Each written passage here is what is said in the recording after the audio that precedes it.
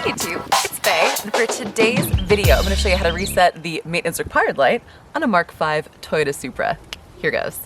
Alright, so I'm going to start by hitting the ignition 3 times fast with my foot off the brake. And you can see that it says there's service due, and my diagnostic mode is active. Oh gosh, and the radio turned on.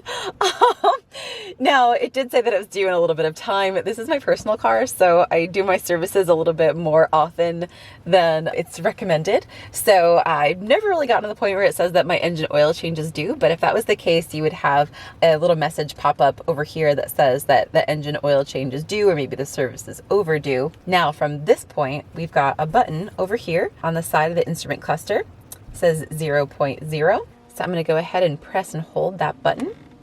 Okay.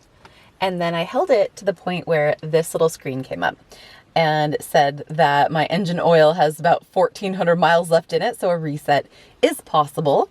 So actually at this point, I can hit this button again and I can just go through all the services. There we got brake fluid, reset is possible, but it looks like it's not due till next year. My vehicle check is at another 35,000 miles. Wow. Reset is possible. Okay, and my engine oil. All right, so I'm gonna go ahead and hold this button again. Same button, press and hold. It's asking me reset question mark. So I'm just gonna press and hold this button one last time. And then it's saying reset in progress. And it's resetting.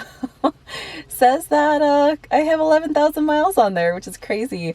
I change my engine oil every 7,500 miles. It's just what I do, but you don't have to. Also, I just reset my trip odometer as well so that I can see right on my dash how many miles I have on this engine oil. Next, I'm going to step on the brake and just turn the vehicle on. And just double check that I have no other screen pop up, no other warning lights on my instrument cluster here pop up for me. And looks like everything's good. All right. And reset successful. That is so easy. Thank you so much for watching. I hope that you found this video helpful. And in case you're interested, you can check out my channel for other Toyota tips, tricks, and tutorials. Thanks for watching. I'll see you in my next video. Bye!